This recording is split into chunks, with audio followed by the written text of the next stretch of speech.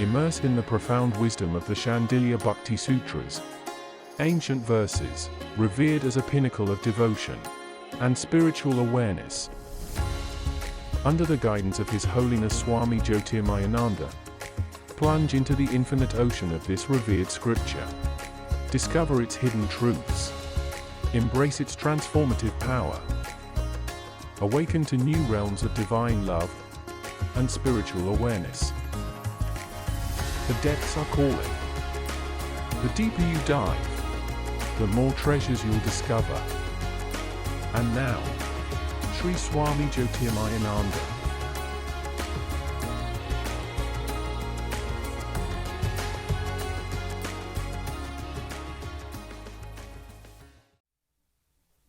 Om Vasudevasutam Devam Kansachanurmardhanam Devki Paramanandam Krishnam Vande Jagadgurum. Om. Adorations to Lord Krishna, the preceptor of the universe, destroyer of the forces of darkness, bestower of immortality. We continue with the Yoga Sutras. Sutra number 58. Antarale tu shesha surupasad syadau chakandatvat. The others, the inferior forms of devotion mentioned in between are subsidiary to Parabhakti. Parabhakti is supreme devotion, because they form part of the section that treats of devotion. Sutras are giving some references. It is focused on 9th chapter of the Gita, where Lord Krishna gives various forms of practice of devotion. The fully blossomed state of bhakti is called Parabhakti, supreme devotion. And it is the intrinsic reality of every soul. There is love in every heart. And through countless lives you have tried to pursue that love in two ways: to be loved and to find someone, the object of your love. And you have not succeeded. Through countless lives you have tried. If you are focused on writing a memoir of all those lives, no library can contain it.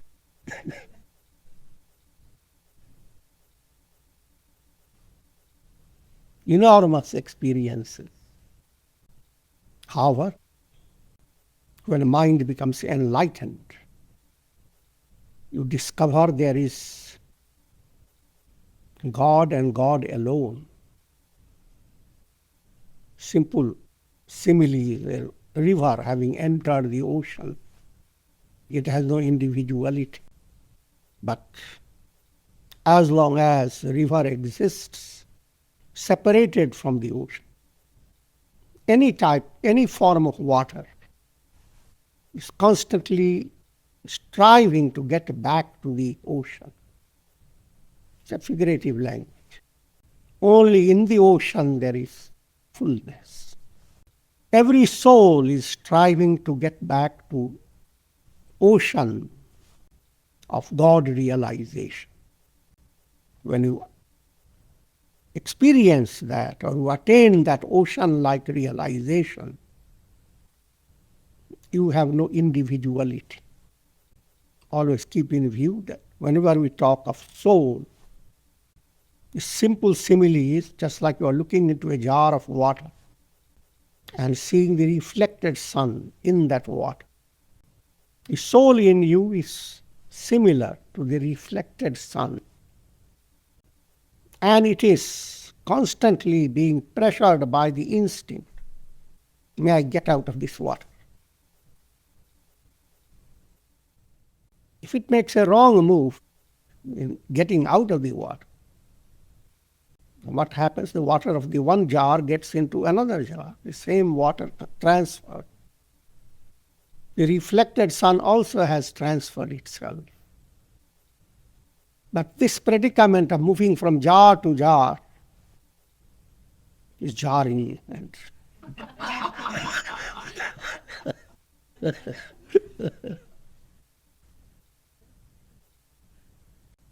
in this stage, that's what the majority of people in the world are. They're constantly led by karma. All the mind can think of is how to change the situation, how to change the environment, change the relationships, how to have more possessions, or prolong life. Or if it is not all possible, how to get back into another embodiment that's better, gives you more happiness. But no matter how many times you come into the world, you can attain the greatest status that your mind can imagine. And you might have attained them many times. All attainments in the world of time and space are of the nature of Maya. Maya means illusion. Just like in a cinema show. All the story that evolves on the screen, story that brings about a perception of past, present, and future. All that story is nothing but moving frames of pictures, and therefore illusion. The reality behind the projections is the screen. Mind has to be led to understand that point, because mind is deeply involved in going after thought waves, that's the vrittis, frames after frames of perceptions. But how to allow the mind to dive internally, to transcend the show and glimpse the eternity, the screen which is like the eternity of the self.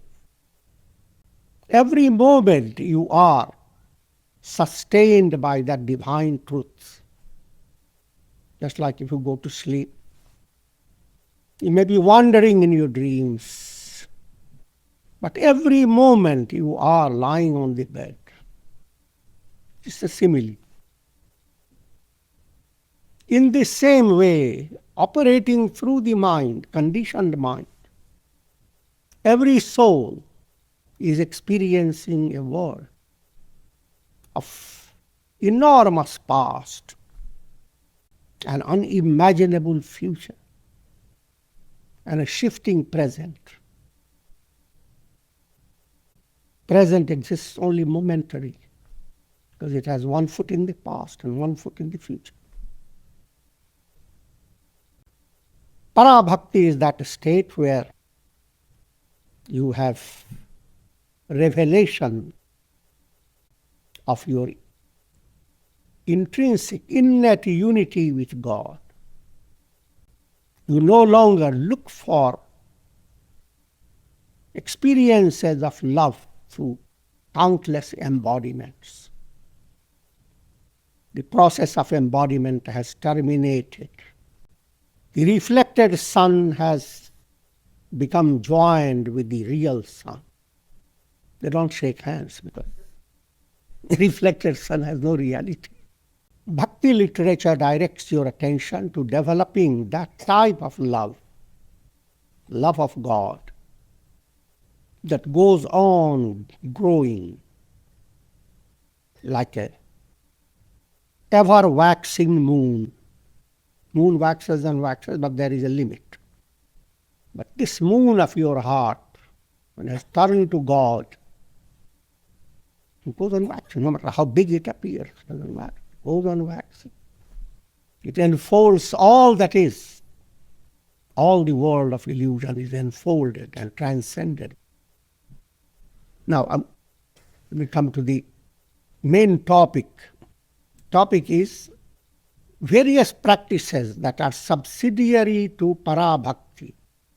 In other words, various means, various methods of attaining that devotion. In Gita, chapter 9, Lord Krishna mentions, Satatam kirtayanto mam yatantascha dridhabrata namasyantascha mam bhaktya nityayukta upasate. Glorifying me at all times. The term is used, kirtan. How to glorify God at all times. In a broader sense, broader way. Do all your duties in daily life with that vision that you are enfolded by God's presence. You are a channel of God. God is working through you. You are serving God through your actions. All your duties should be permeated by Paramatma Drishti, a vision that is focused on God. This is the advanced state of kirtan. Nobody is listening to your songs. But every fiber of your personality is singing.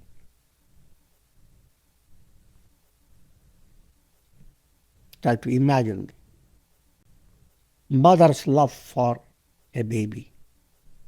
Every movement of hers is singing the praise of the baby. The love of her child overwhelms her, oozes out of her eyes. So, just by looking from a distance, how much she loves her child. See the singing going on. Kirtan. Satatam kirtayantoma.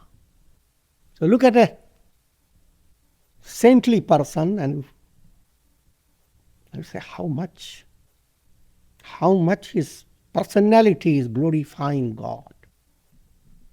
Personality of Jesus, Buddha, all great personalities. They were a constant singer.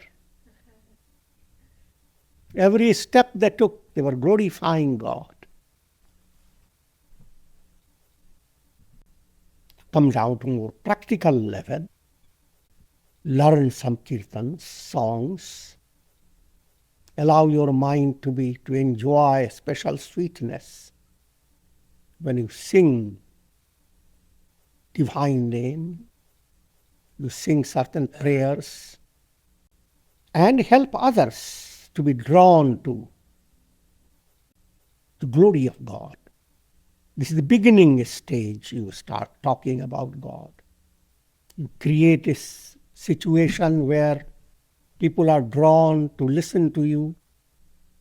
You disseminate the knowledge of devotion. Yatantascha, another word is used. Constant effort. What type of effort? Developing shama, dhamma. Shama is serenity of mind, certain qualities that are needed for practicing yoga. Especially in Jnana Yoga, you are given 6 qualities that you must practice and develop, called Shat Sampat. Shama is serenity. Dhamma, control of senses. Uparati, your mind should not be focused on fruit of karma. This is a profound implication. For majority of people, mind is focused on fruit of karma. What should I do to become better? So much so even the state of devotion and liberation is not understood by the mind. The mind says, what should I do to get liberated? You feel confused.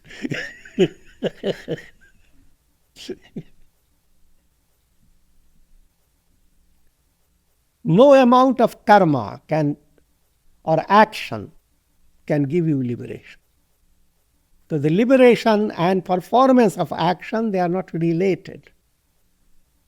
Performance of action and its fruits, they are like clouds.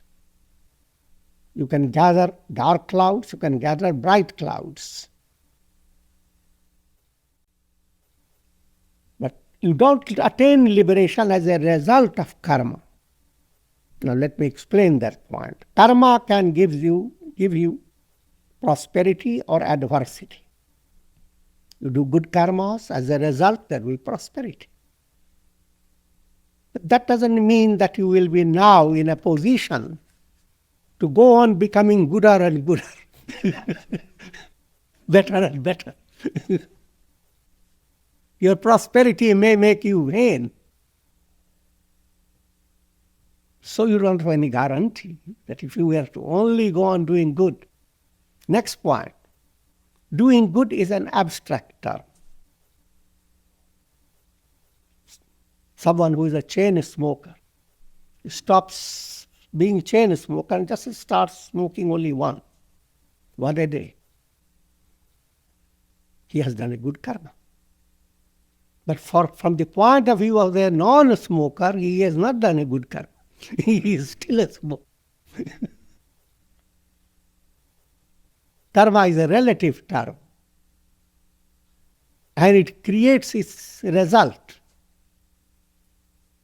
So what's the way out? By all means, turn to good karma, whatever you think of good karma. But while doing good karmas, understand the positive situation that develops as a result of good karma should be utilized by you for shooting forth to God. Positive situation has come, things are normal in your life. Ask yourself, am I practicing integral yoga? Am I enriching my life?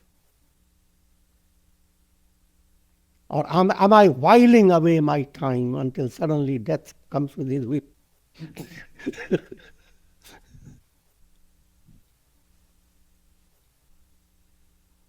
Prosperity is utilized, then you have learned the secret of the highest attainment. There's a saying, Dukh mein sumiran sab karay.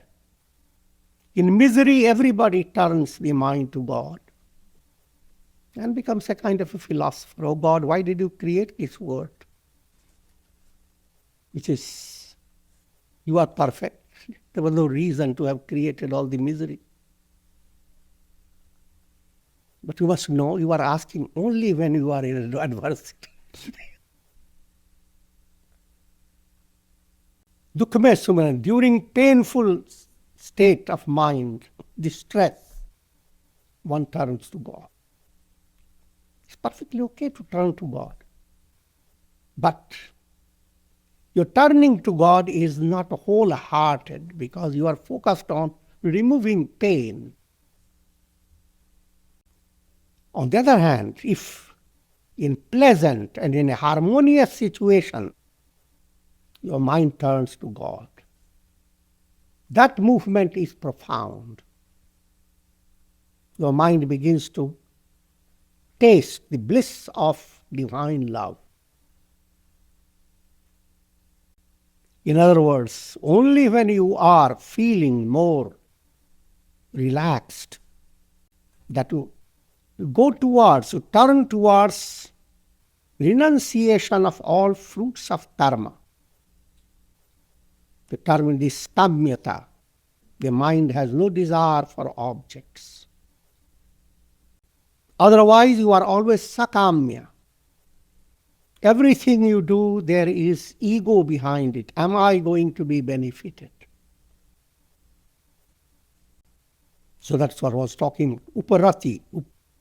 Mind develops a sense of indifference to pleasure and pain caused by karma. Karmic situation has brought a lot of prosperity. Your mind has to be indifferent because it will not last forever. Utilize it, but don't become fooled by it. And of course, adversity you must go on neutralizing it, no, go on removing it as much as possible.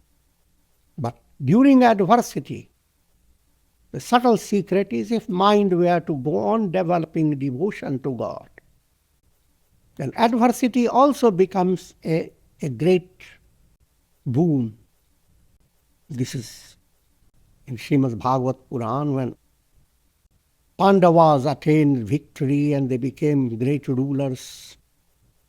And Krishna's help was no longer needed. Krishna came to their mother, Kunti, and said, "Now I must part from you." And Kunti offers a prayer, "O Lord,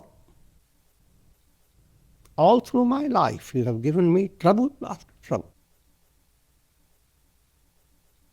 And as a result, my mind has become deeply involved in devotion. Now don't stop from giving of trouble should be stopped. So that I will not enter into embodiment ever again. Apunarbhava darshanam. I will never see another rebirth." If you were to understand the troubles you face, hold in them a subtle key to turning your mind to terminate the cycle of birth and death.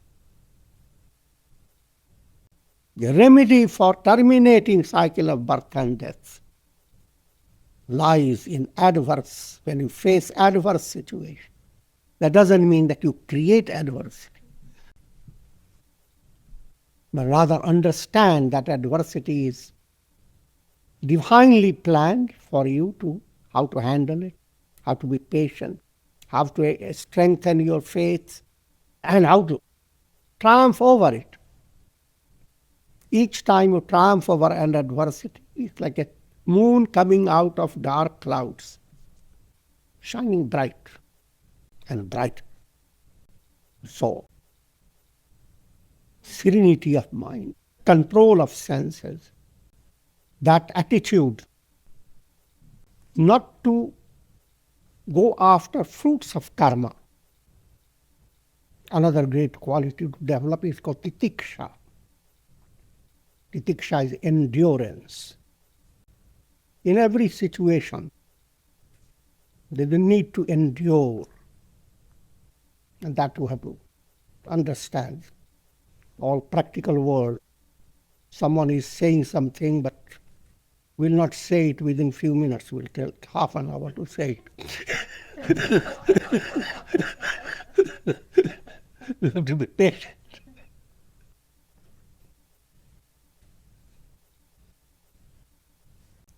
That's one illustration. Countless illustrations. Greater the faith, greater is the ability to endure. Endurance has 3 levels: physical, vocal level, do not to allow your speech to go out of control. Mental level, in your mind, you should not build up negative feeling while you are enduring a situation. Next quality is Shraddha itself, faith. And Samadhan. Samadhan is tranquility of mind. Tranquility implying that your mind should not be constantly opposed to the practical reality, constantly opposed to the present. Present is the best thing you have in your life.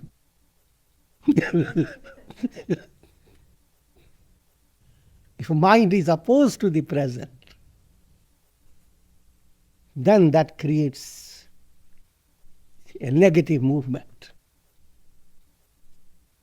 That's when the mind goes on building up lots of illusions about the past. Once upon a time, things were wonderful.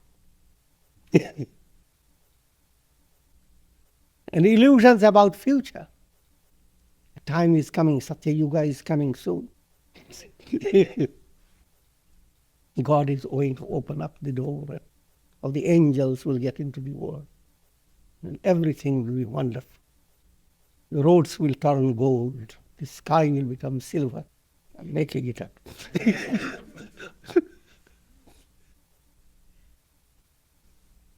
It is present which holds the mystery of all your attainment.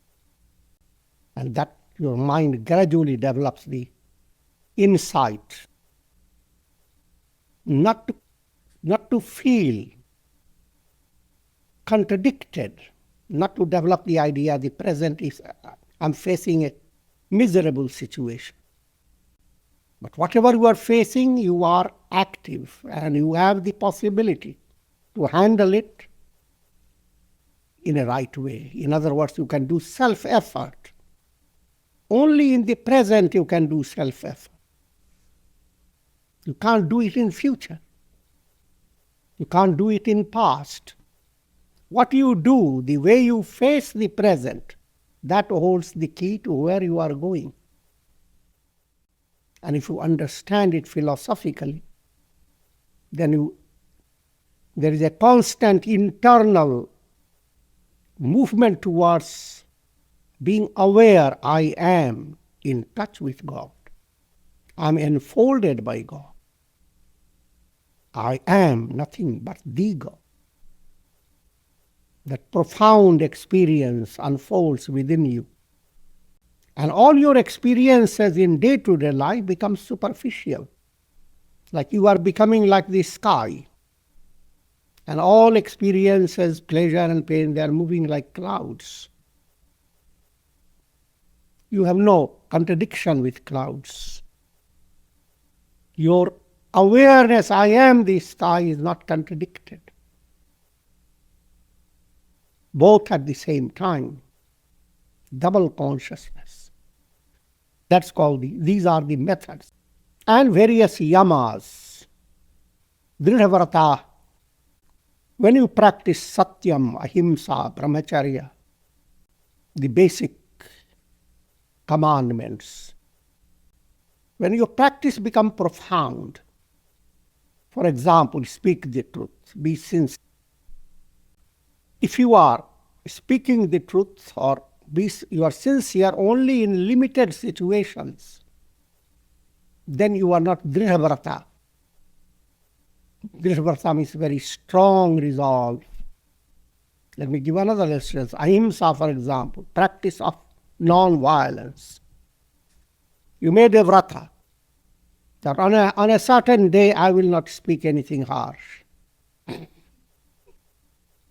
In a temple I will not speak anything harsh. That's called soft vrata.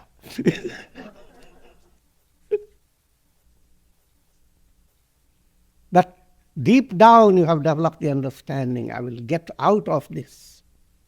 Anger is demoniac. I will not have it. The whole world is temple. And I will not allow the anger to have its role. Any practice will require its own process, time. But if you have developed that profound understanding, then called dridhavrata, your vow, your resolve is profound. That type of resolve should develop if you want to attain enlightenment.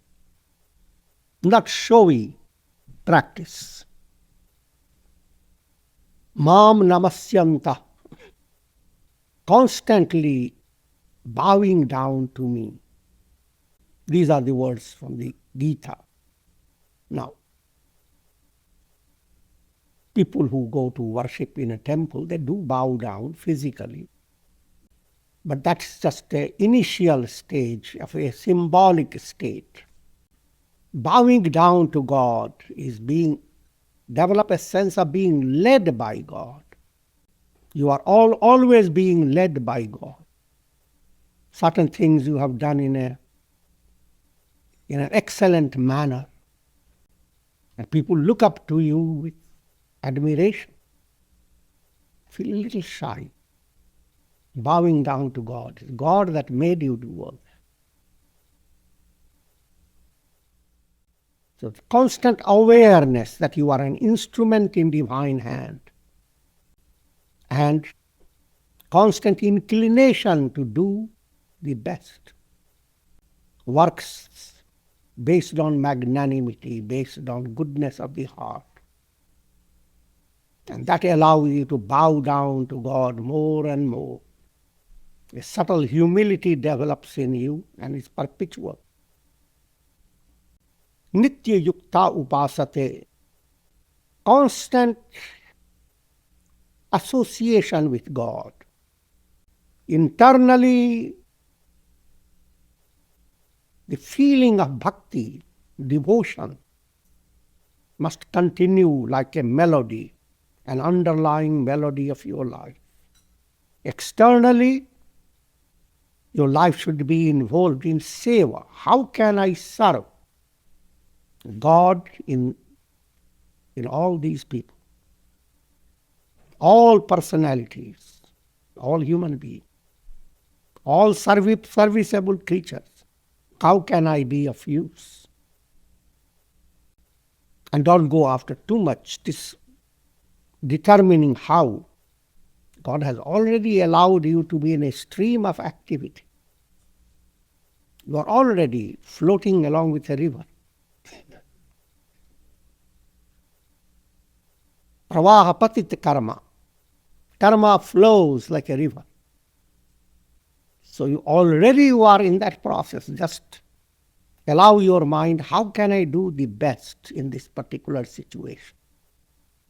How can I be the best? And while doing so, how can I expand my effectiveness? If you are a flower in a garden, how can I be more fragrant? And later, Gita says, if you have that type of devotion, yoga kshemam vahamyaham, your mind becomes free of stress. Stress is caused by two aspects. One is mind wants to have something that you don't have yet. You want to possess something. And another, protect what you have. Mind goes on worrying about how to get what you don't have. And as and when you go on getting it, how to protect it, not let it move away from you. Lot of energy goes in how to get it. A lot of energy goes how to protect it. 2H. HH. But if you have turned your mind to devotion to God, deep down you have developed a profound relationship with God, prayer, japa, divine feeling flowing within you, feeling of surrender. Magic happens in your life. Things that you need, they appear to you. You may be also involved in working for it. God inspires you to move in the right way to get the right thing. And situations improve. So much so that you realize you are not doing anything at all. All this is magic of God. Yoga kshemam vahamyaham. Therefore, you do not keep your mind under the pressure of worry and anxiety. And this is the great goal before every individual. You live in a world sustained by God's presence. Your personality is a magical creation. Every cell within you is operating with divine intelligence. Your mind has been given amazing capacity. And it is by exploring the mind you discover the majesty of life. And mind is well explored when you realize, when a mind develops intuitional knowledge.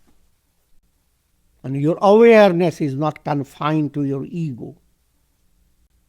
Tabhya pavitriyam upakramat. Purity results from the practice of these subsidiary means, as stated in the beginning of the Gita. Raja Vidya Raja Guhyam Pavitram Idam Uttamam. Krishna says, this Vidya, this knowledge, that puts you on the royal path of devotion to God, it is the greatest purifier. All your attainments are in terms of purification of the heart. Just like your ability to see the sun is in the terms of how much the clouds move away. How much can you allow your heart to be free of clouds of desires, clouds of vasana, subtle desires, impurities, anger, hate, greed, etc. How to allow your heart to have expansion in feeling. Normally, instinctively, your heart has been planned in such a way that you can direct intense love to your child. Your love remains confined to a family. But as you turn to God, you begin to discover you are not an individual living in a house with controlled relations, but you are the self. You are not a reflected sun in a jar of water. You are the sun, shining, illumining all. Therefore, you must realize what will happen to your feeling. The feeling that was putting tendrils, little thin threads. Now that feeling is moved towards God's feeling of cosmic love. That should be the exciting part for devotees. Just like the exciting part when we hear wonderful places to visit. Now the most exciting, what will happen to the feelings of my heart when they are let loose, free from the domination of ego? How joyous it will be. An experience by which you shake off all the possibilities of future births and negate all the births you have enjoyed, whatever love you have. And with this I will conclude. Om Shanti Shanti. Thank you for joining us on this journey of spiritual growth. It's an honor to learn from the wisdom of Swami Jyotirmayananda. As we part for now, remember, the quest does not end. Take time to reflect on today's insights and integrate them into your life. Until next time, stay open, stay curious, stay present. The light within you is always shining.